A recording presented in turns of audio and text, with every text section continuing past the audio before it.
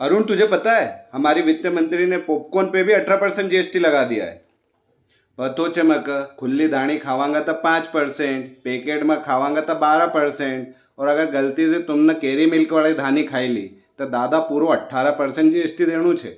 अन तुके काय बताऊं दादा, खून देना पर भी 18% जीएसटी छे न। कदे अगर गलती से तुमने किडनी ट्रांसप्लांट कराड़ी भी ली तो देना वाला का भी 18% जीएसटी देना पड़ेगा, बताओ। और तुका मालूम छे कोई पहले मरी जातो तो ओका सामान पर भी 18% जीएसटी थी।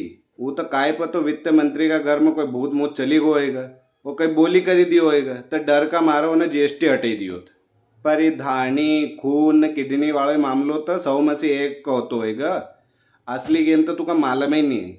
2014 में पेट्रोल 71 रुपया को तो, डीजल 57 रुपया को तो, और वो इंटरनेशनल भाव तो 105 रुपया प्रति गैलन, ठीक छे।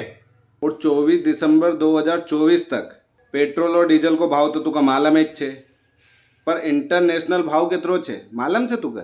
87 रुपया प्रति गैलन। तो बता समझदार कौन छे? ये तो खेल आई तुमके खिलौना का लेन। पर मके ये नहीं समझ आई रो तू इतरो टेंशन क्यों ली रो? तू तो चूल्हो जला कंडो घोड़े न खाई जा, तू तो अंध भक्ता है नहीं। तुझे आ यार,